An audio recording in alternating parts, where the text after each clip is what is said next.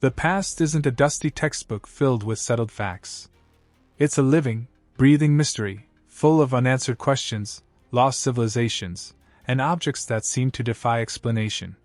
We often think of archaeology as providing answers, revealing the secrets of ancient cultures. But sometimes, the more we dig, the more questions we unearth. Prepare to have your understanding of history challenged, because we're diving into 10 archaeological finds that still baffle scientists, even today. Forget dusty relics and neatly labeled museum exhibits. We're going straight to the weird stuff. The archaeological finds that make you question everything you thought you knew about history. These aren't just unsolved mysteries. These are objects, structures, and inscriptions that seem to defy our current understanding of the past. Get ready for impossible technology, baffling languages, and ancient enigmas that continue to stump even the brightest minds. Let's get started. Find number 10, the Antikythera Mechanism. Kicking off our countdown at number 10 is a device so advanced for its time, it's been called an out-of-place artifact, the Antikythera Mechanism. Discovered in a Roman-era shipwreck off the Greek island of Antikythera in 1901, this intricate bronze mechanism dates back to the 2nd century BC. That's over 2,000 years ago. It took decades for researchers to even begin to understand its purpose, and it's still revealing secrets. The Antikythera Mechanism is essentially an ancient Greek astronomical computer. It contains at least 30 bronze gears, precisely crafted and arranged to track the movements of the Sun, Moon, and the 5 planets known to the ancient Greeks: Mercury, Venus, Mars, Jupiter, and Saturn. It could predict eclipses, both solar and lunar, with remarkable accuracy. It even had a dial that showed the cycle of the Olympic Games. This level of engineering and astronomical knowledge was simply unheard of for that period. We have no other examples of anything remotely as complex from the ancient world. The big questions remain: who built it? Where did this knowledge come from? Was it a one-of-a-kind invention, or part of a larger, lost tradition of advanced technology? Some have even speculated about a connection to Archimedes, the famous Greek inventor, though there's no direct evidence. The Antikythera Mechanism reminds us that our understanding of ancient technology is constantly evolving, and that there may be far more to the past than we currently realize. Find number 9, the Voynich Manuscript. At number 9, we have a mystery that's not about what something is, but about what it means. The Voynich Manuscript is a handwritten book, dating back to the early 15th century, based on radiocarbon dating of the vellum, that is written in an unknown script or language. It's about 240 pages long, and it's filled with bizarre and enigmatic illustrations, divided into 6 main sections: herbal, astronomical, biological, cosmological, pharmaceutical, and recipes. The herbal section features drawings of plants, but most of these plants are unidentifiable. They don't match any known species, and some seem to be fantastical combinations of different plant parts, with roots that look like human figures, or flowers that resemble stars.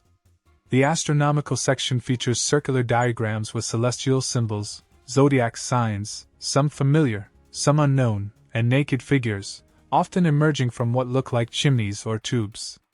The biological section is perhaps the strangest, with drawings of nude women bathing in interconnected pools or tubs, connected by strange, organic-looking pipes or tubes. Some have speculated that it represents some kind of alchemical or biological process, but no one really knows. The Voynich Manuscript has been studied by some of the greatest minds in code breaking, including William Friedman, who helped break the Japanese purple cipher during World War II.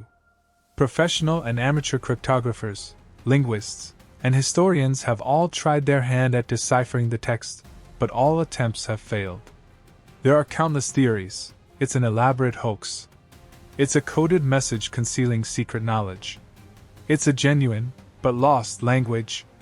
It's a form of glossolalia, speaking in tongues, a product of divine inspiration or mental illness. It's a work of fantasy, a medieval art project. The truth is, we simply don't know. And that's what makes it so compelling. Find number 8, the Baghdad Battery. Number 8 takes us to ancient Mesopotamia, and to a possible example of technology far ahead of its time, the Baghdad Battery. Discovered near Baghdad in 1936, these artifacts, a ceramic jar, a copper cylinder, and an iron rod, date back to the Parthian or Sasanian period, roughly 250 BC to 225 AD. When assembled and filled with an acidic liquid, like vinegar or grape juice, both readily available at the time, the components can generate a small electrical current, around 1 to 2 volts. The immediate question is, why? What would ancient people, living thousands of years before the official discovery of electricity, have used this for? The most common theory, proposed by German archaeologist Wilhelm Koenig, is that the Baghdad battery was used for electroplating, depositing a thin layer of gold or silver onto other objects. This would have been a remarkable technological achievement, and there is some circumstantial evidence that the ancient Parthians may have used electroplating techniques for gilding jewelry or other artifacts. However, no other artifacts that definitively show evidence of electroplating have been found from this period in Mesopotamia, and the voltage produced by the Baghdad battery is quite low, making it rather inefficient for large-scale electroplating. Other, less conventional, theories abound. Some suggest that the batteries might have been used for medicinal purposes, perhaps to provide a mild electric shock for pain relief, similar to ancient Greek practices using electric eels or electric rays. Others speculate that they might have had a religious or magical significance, perhaps used in rituals to create a tingling sensation, a spark, or a sense of awe and wonder. It's even been suggested that they were used to power some kind of unknown device, or that they were part of a larger, more complex electrical system that has since been lost or destroyed. The truth is, we simply don't know. The lack of clear written records or archaeological context makes it very difficult to determine the battery's purpose with any certainty. The Baghdad battery remains a tantalizing enigma, a reminder that ancient civilizations may have possessed knowledge and technologies that we have yet to fully understand or appreciate. Find number 7, Sacsayhuaman. At number 7, we journey to the Andes Mountains of Peru, to the awe-inspiring Inca site of Sacsayhuaman. This massive fortress temple complex, overlooking the city of Cusco, is a testament to the incredible engineering and stoneworking skills of the Inca civilization.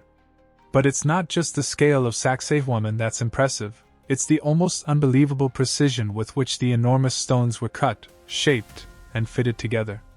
The walls of Sacsayhuaman are constructed from colossal blocks of stone, some weighing over 100 tons, and a few are estimated to weigh close to 200 tons. These stones were quarried, transported, and then fitted together so tightly that you can't insert even a thin piece of paper or a razor blade between them, and no mortar was used. The stones are often irregularly shaped, with multiple angles and curves, yet they interlock perfectly, creating a remarkably stable and earthquake-resistant structure. The Inca, remember, didn't have the wheel, they didn't have iron or steel tools, and they didn't have draft animals like horses or oxen to pull heavy loads. So, how did they achieve this feat of engineering? The conventional explanation involves a massive, highly organized workforce, using simple tools and ingenious techniques. They likely used stone hammers, found at the site, to quarry and roughly shape the stones. They may have used ramps made of earth and timber to raise the stones into position, and levers and ropes to maneuver them. The incredibly precise fitting of the stones likely involved a technique called coping, where one stone is carefully shaped to match the contours of the adjacent stone, through a painstaking process of trial and error, grinding, and polishing. This would have required immense skill, patience, and a deep understanding of the properties of the stone.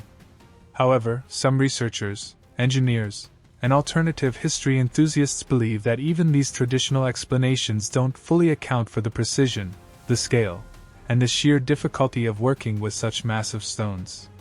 Some have proposed more controversial theories, such as the use of lost techniques of stone softening, perhaps using plant extracts or some other unknown chemical process, or even the use of some kind of advanced lifting technology, perhaps involving sound vibrations or anti-gravity, although there's no direct evidence to support these claims.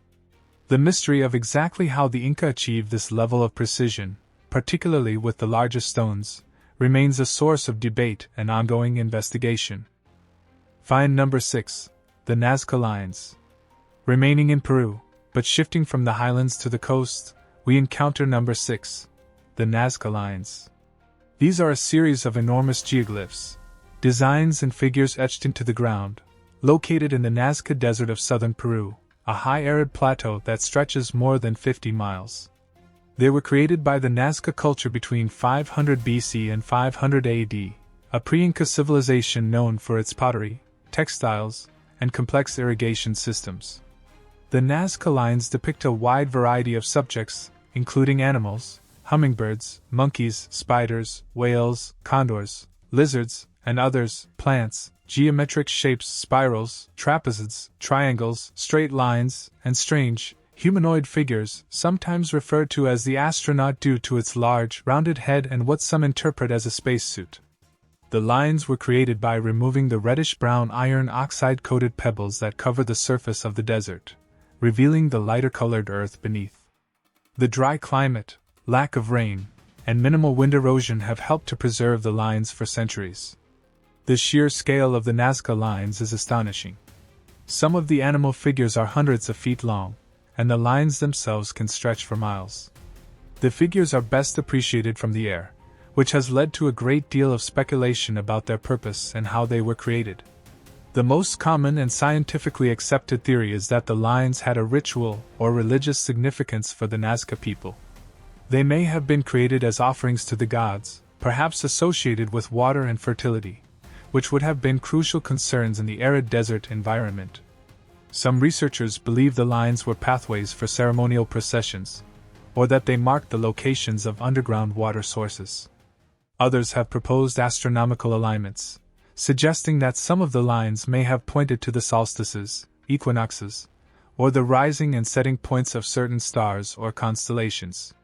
However, the fact that the figures are best viewed from above has fueled more out there theories. The most famous proponent of an extraterrestrial connection was Erich von Däniken, who, in his book Chariots of the Gods, suggested that the Nazca lines were landing strips for alien spacecraft. This idea has been widely discredited by archaeologists and scientists, but it persists in popular culture. While the Nazca people did not have airplanes, it's not impossible that they could have created these large-scale designs using simple tools and surveying techniques, such as ropes, stakes, and careful planning. They might have used models or drawings, and they could have viewed their work from nearby hills or elevated platforms. The mystery isn't so much how they were made, but why. Find number 5, Göbekli Tepe.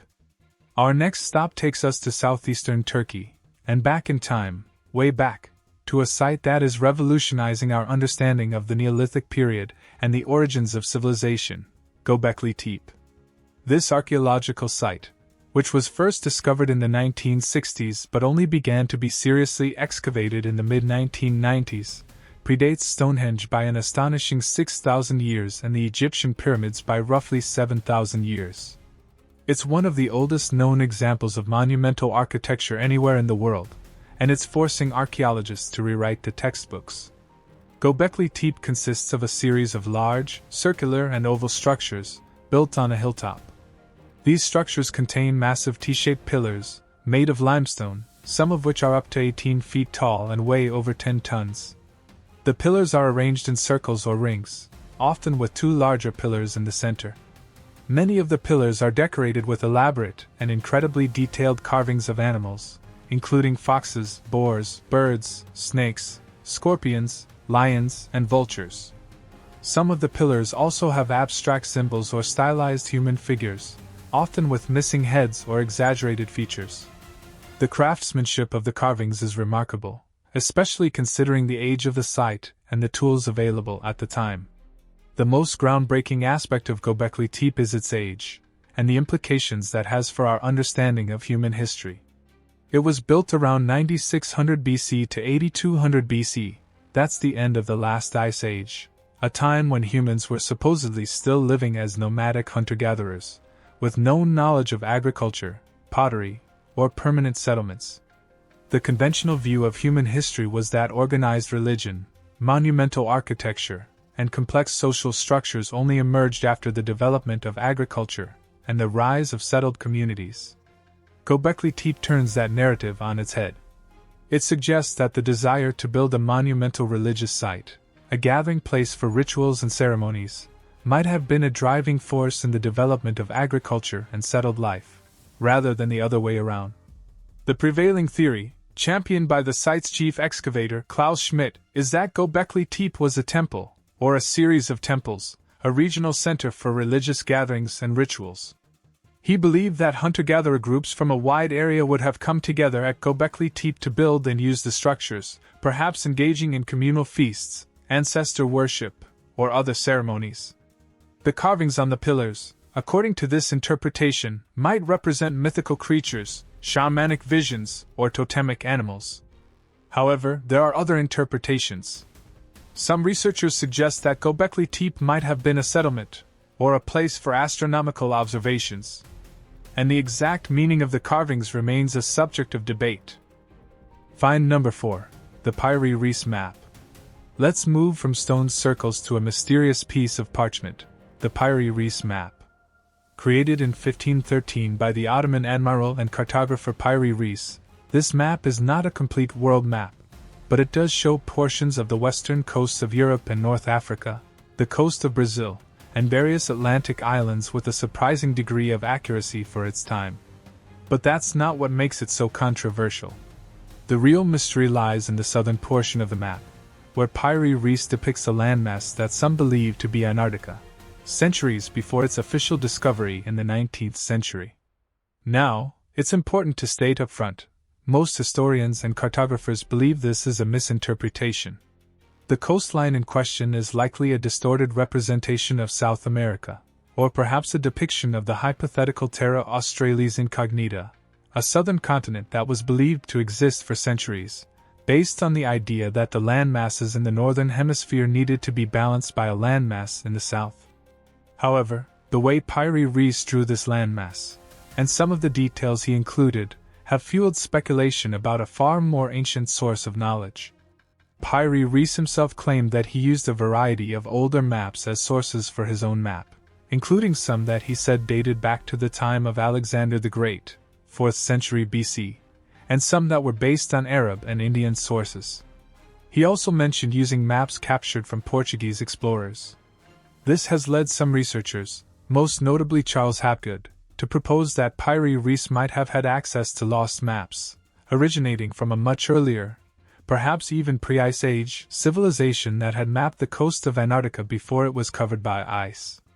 Hapgood's theory, known as Earth crust displacement, suggests that the Earth's crust has shifted dramatically in the past, changing the positions of continents and coastlines.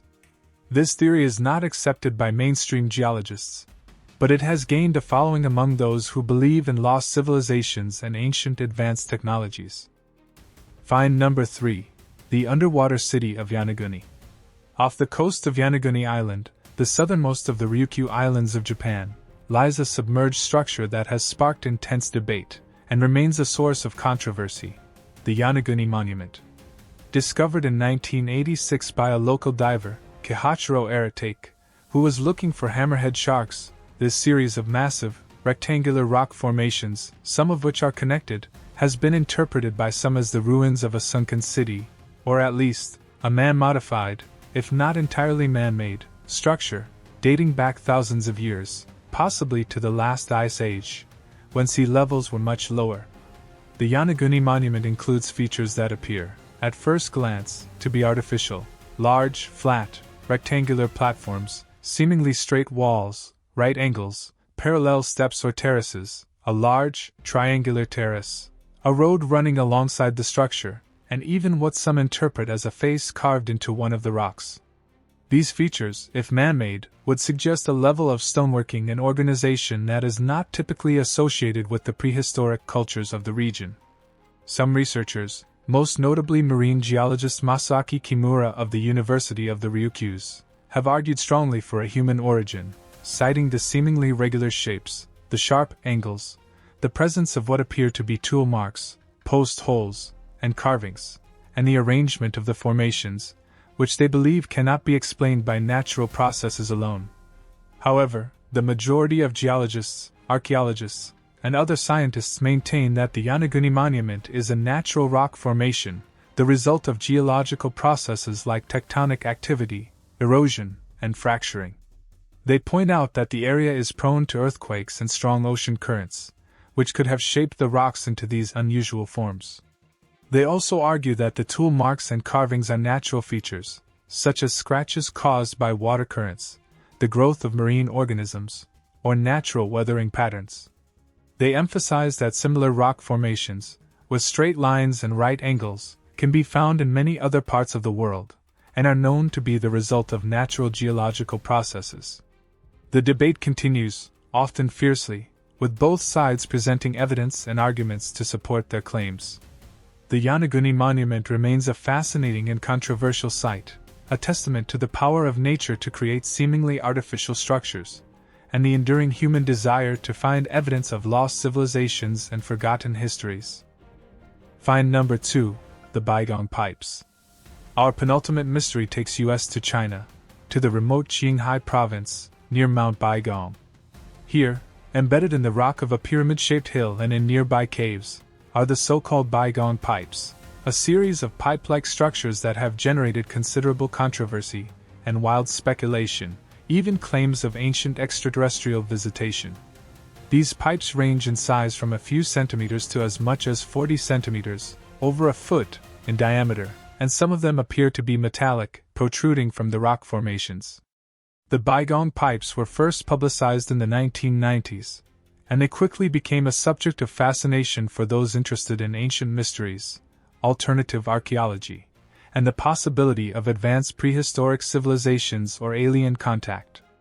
The surrounding rock is estimated to be millions of years old, far older than any known human civilization. If the pipes are artificial, who made them, and for what purpose?